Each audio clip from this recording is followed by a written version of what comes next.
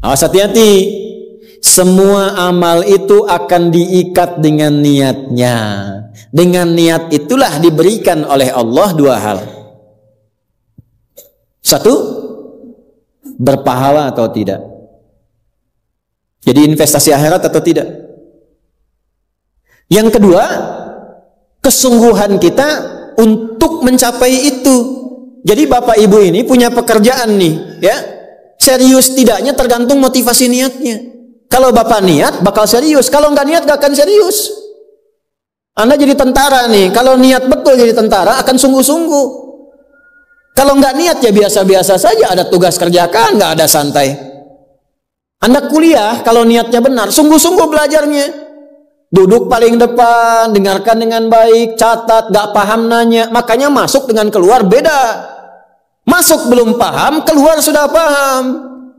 Ini duduk, masuk kelas, duduk di kursi barisan belakang, duduk di kelas, bangku deretan belakang, gitu kan, di dalam kelas penuh dengan obrolan, dengan pikirin, nggak pernah nanya, pulang, mau ujian, minggu tenang, jadi minggu gelisah, pinjam catatan teman, nah itu belum niat, nggak niat tuh kuliahnya, ya, kalau mau niat tuh sungguh-sungguh, pasti serius. Jadi semua pekerjaan itu akan jadi tercapai hasilnya kalau sungguh-sungguh, kalau serius. Serius. Ya, jadi kalau melamar sekali ditolak, kedua kali, terus, 3 kali, 4 kali. Ya, kalau tidak ada di tempat itu, cari tempat lain. Ada seorang pemain biola, tingkat tinggi, itu biolanya saja harganya puluhan miliar. Kalau sekali konser, itu tarifnya, tarif konser biola itu bisa di atas 1-2 miliar. Tiba-tiba dia coba iseng ngamen di pinggir jalan. Ya, jadi kalau kita di kereta di New York itu ada stasiun, di situ suka ada yang ngamen-ngamen itu. Iseng beliau ngamen, gak ada yang tahu kalau itu pemain biola termahal di dunia. Begitu memainkan musiknya, bagus musiknya, yang dikasih cuma recehan. Sekian sen, dapatnya berapa? Ya cuma sekian dolar, 4-5 dolar aja. Padahal ini kalau manggung tarifnya bisa 2 miliar. Tapi analisis komentarnya sangat luar biasa. Ternyata manusia itu, perhatikan, kalau ingin sukses harus pandai menempatkan diri. Dia dihargai murah itu karena di tempat yang memang tidak mengetahui siapa dia. Ketika dia menempatkan diri pada tempatnya, maka berharga nilainya di hadapan Allah. Jadi kalau Anda di satu tempat dianggap tidak bernilai, cari tempat lain. Mungkin di situ bukan tempat yang layak bagi Anda untuk menunjukkan siapa Anda. Tapi mesti serius. Itulah sebabnya ada sa'i. Apa itu sa'i? Ayo rali-rali kecil. Terus lari-lari besar apa? Maraton. Sa'i dari kata sa'a, artinya sungguh-sungguh, serius mencapai peluang, naik ke atas bukit untuk melihat dengan jernih ke rahmah, ya, lihat dari sofa sampai marwah dengan sifat rahmah. Marwah itu puncak tertinggi yang ingin diraih. Maka gunakan dengan sa'i, sungguh-sungguh serius. Kalau lihat peluang kejar walaupun dengan berlari. Kalau nyampe nggak ketemu, balik lagi walaupun sampai bolak-balik. Pada akhirnya pasti ditemukan yang cocok dengan kita. Sungguh-sungguh. Nah ini Jadi kalau Anda ingin serius, ingin sukses, ya, mencapai sesuatu apapun serius. Yang sekolah serius nih, ya, perwira-perwira masuk mau sekolah serius. Ya, jangan mengandalkan joki. Ayo serius supaya ilmunya benar. Ya, urutkan. Anda juga sama nih yang di kampus-kampus dan sebagainya tuh. Ya, kuliah yang betul. Kan mau Indonesia emas tuh 2045. Bagaimana bisa dapat emas kalau nggak sungguh-sungguh? Yang kemarin PON tuh kalau nggak serius nggak dapat emas. Nah, yang kedua begini, kalau cuman pakai yang pertama, yang belum beriman pun dapat itu. Terus faedahnya kita beriman apa? Ya, gini ya. Ini ada yang belum beriman, non muslim. Kerja serius. Anda sudah beriman, kerja serius juga, sama-sama serius, dua-duanya sukses. Lalu manfaat imannya apa? Tuh. Jadi untuk menjawab pertanyaan begini, Pak abdi teh muslim, nah non muslim teh tiasa sukses kaya, abdi teh kaya. Saya sholat tapi nggak kaya-kaya. Nah itu pertanyaan yang salah.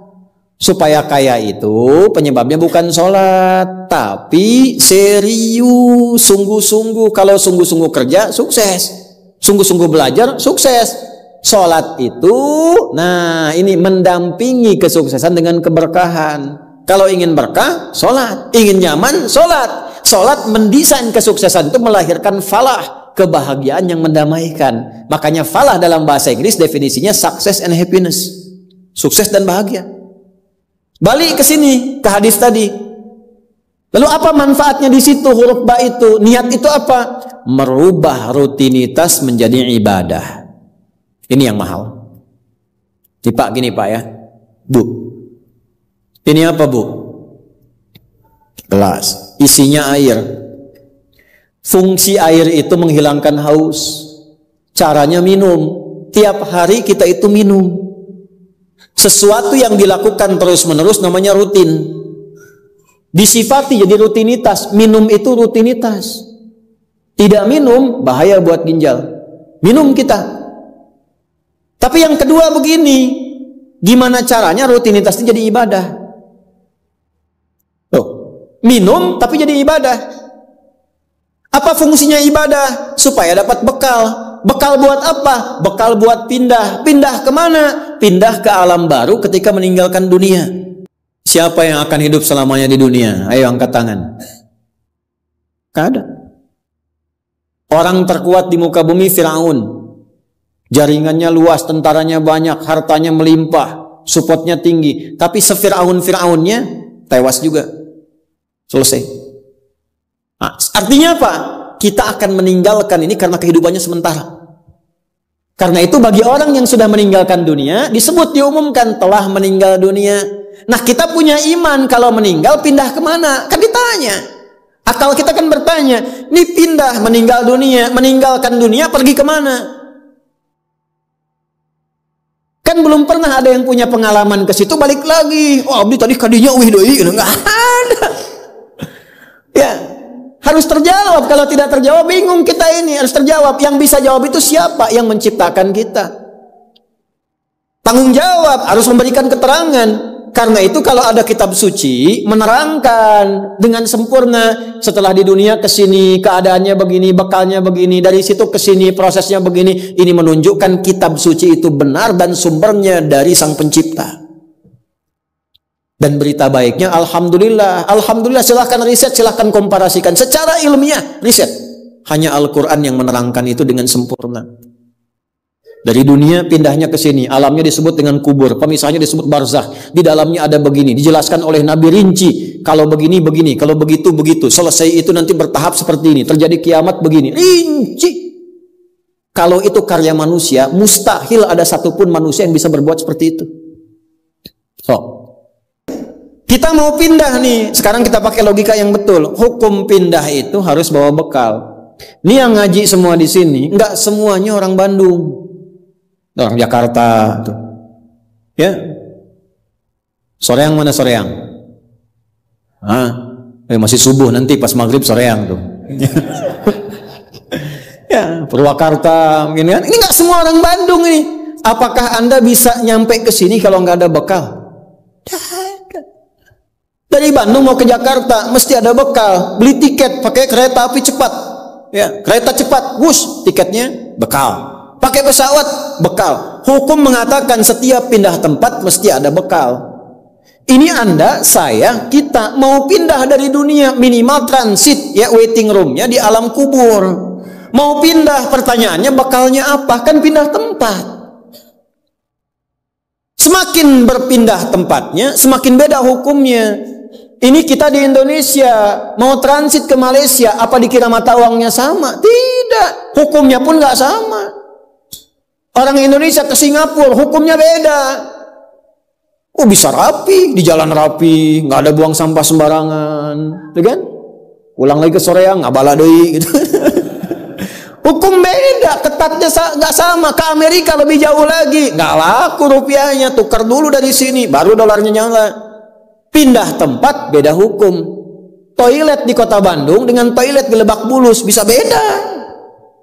Ya. Nih bang 1.000, kok 1.000 bang? 2.000. Biasanya juga 1.000. Anda di mana? Lebak Bulus. Sini Bandung pak. Ya, bisa beda hukum. Maka Anda jangan berharap di alam kubur itu hukumnya bisa sama dengan hukum di dunia. Pasti beda. Tetap pertanyaannya sama. Bekalnya apa? Cuman 2 lembar, 2 kain. Ibu tambahan 1 bu, kerudung ibu 3 tuh. Makanya saya selalu mengatakan dengan bercanda tapi dalam, mohon maaf ini yang muslimah, berlatih pakai kerudung ya. Berdoa minta sama Allah supaya nanti tidak bikin malaikat mungkar nakir penasaran. Di dunia nggak berkerudung, begitu meninggal dikerudungin, ditaruh ke malaikat. Ucu gening. Waktu di dunia teh kerudungan, nah udah jantan kerudungan. Man rabbuka, abi jamaah Ustaz Adi, namun belum sempurna hijrah.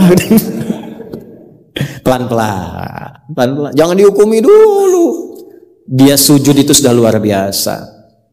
Dia belum taat pada satu bagian, tapi taat pada bagian yang lain. Kita doakan, support. Jangan langsung tiba-tiba, oh nggak taat, dosa, neraka. Nah, kamu neraka, aku maing wes. Repot kalau gitu tuh. Ya, balik lagi, dikembalikan pada kebiasaan, pada kebaikan. Nah, sekarang mau pindah ke alam kubur, bekalnya apa? Kan mesti jelas. Baju sudah beda, nggak bisa dibawa. Itu sudah fitrah, Pak. Bapak punya warisan banyak, ditinggal. Nggak ada yang mau ikut, semua ditinggal. Anak-anak tuh sudah catat warisan bapak apa saja. Ibu sesayang-sayangnya nggak akan ikut, bu. Bapak jangan tinggalkan saya. Terus kata yang nguburnya, ayo ibu mangga atau mau ibadah ngiringan, nanti aja. Akan masuk. Nah sekarang pertanyaannya bekalnya apa? Ini mesti terjawab. Kalau nggak terjawab, nggak lengkap agama itu. Apa fungsinya Tuhan di situ? Mesti menjelaskan. Nah di Islam itu dijelaskan. Bekal yang kita bawa pulang meninggalkan dunia itu, itulah yang disebut ibadah. Itu. Setiap dikerjakan ada poin ditulis. Poin itulah nama bekalnya. Namanya ajrun namanya. Lahum ajrun ghairu mamnun. Yang kita sebut dengan pahala. Yang menjadikan itu dapat, pahala itu diraih, bekal ibadah itu dapat, itulah niat. Itulah niat. Jadi pekerjaannya tidak berubah, rutinitas tetap jalan, minum tetap minum, kerja tetap kerja, makan tetap makan. Cuma dengan niat itu, di saat yang sama, cara minum itu langsung dinilai sebagai ibadah. Perintah Allah, malaikat tulis.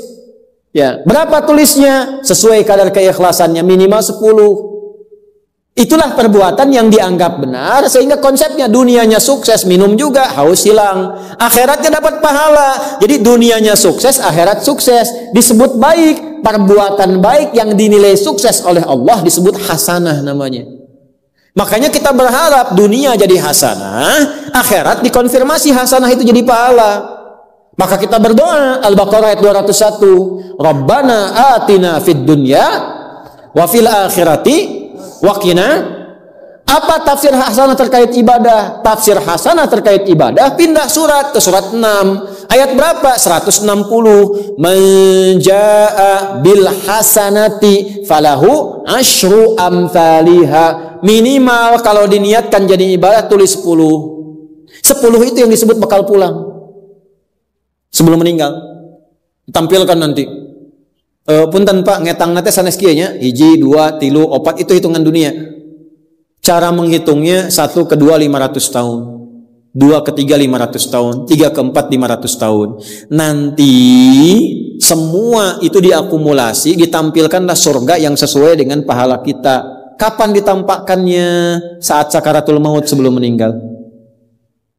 Sifat ibadahnya disebut, sifat orang yang rajin ibadah disebut abdun, jamaknya ibadun. Ketika mau meninggal ditampakkan, karena ditampakkan tenang dia. Nyawanya tenang, jiwanya nyaman. Sifat jiwa yang dilatih ibadah, saat latihan disebut tumakninah.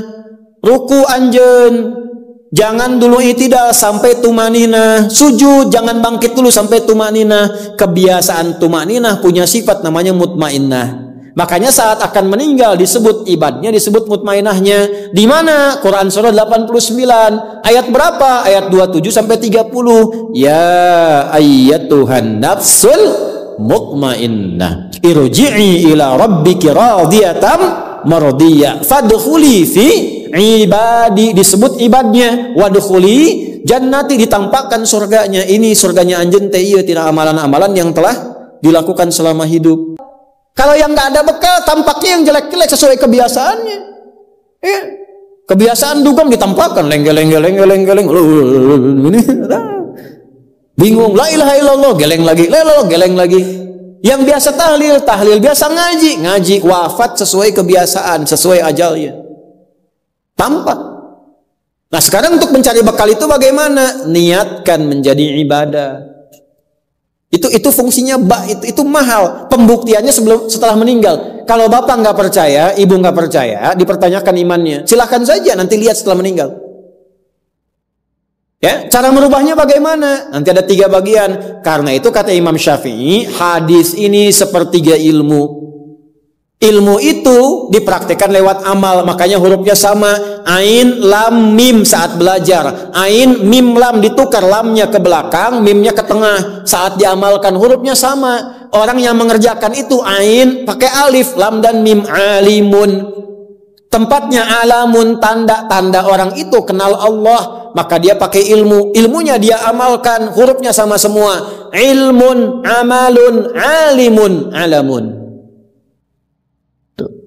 Allah disebutnya apa? Rabbil alamin, jama alhamdulillahi rabbil alamin. Jadi kalau kita pakai ilmu, gunakan. Begitu digunakan, tuliskan pahalanya. Kata Imam Syafi'i, hadis ini sepertiga ilmu. Karena ilmu itu ada 3. Ilmu tentang lisan, ilmu tentang perilaku tubuh bagian luar, ilmu tentang hati. Semua perilaku kita bergantung 3 hal tadi. Contoh lisan. Panitia, kalau ada teh manis bagus banget itu. Enggak, ini contoh, bukan minta. Enggak, ini saya sudah ada minuman, enggak usah bikin teh manis. Contoh aja, contoh, ya. Kalau ada teh manis bagus banget itu. Itu lisan. Begitu lisan keluar, panitia langsung mikir, aduh, enggak dibikin tadi katanya. Maka coba di belakang dibikin, walaupun ustadznya bilang contoh, langsung bikin misal contoh gitu kan. Itu lisan. Kerjakan, siap kerjakan, komando, jalan, lisan. Jadi perilaku kita kadang bergantung lisan. Makanya ada ayat dan hadis tentang lisan. Hati-hati. Kepleset lisan lebih parah dibanding kepleset kaki. Bapak kepleset kaki bisa diluruskan lagi, kepleset lisan lama Pak. Prajurit keluar dari sini, caci maki tuh panglima tuh. Jangan dipotong videonya ya, contoh ini mah, contoh. Kepleset lisannya, selesai karirnya. Kepleset kakinya, masih bisa berjalan. Maka lisan tuh ada hukumnya sepertiga bagian hidup kita. Kedua nih, ujung kepala sampai ujung kaki, tangan bergerak, kaki melangkah. Hati-hati. Itu semua ditentukan oleh apa? Nih kolbu, amalan hati. Bapak tahu dari mana kalau orang yang senyum itu senang pada Bapak? Bagaimana taunya? Boleh jadi dia iri hati, di hatinya itu ada sesuatu. Nah, karena manusia bertindak dari 3 bagian ini, maka Imam Syafi'i mengatakan, inilah hadis sepertiga ilmu. Kalau paham hadis ini, sepertiga kehidupan kita tuh khatam. Kuncinya apa? Niatkan semua hal itu menjadi bagian ibadah, maka pekerjaannya berkah, akhiratnya dapat.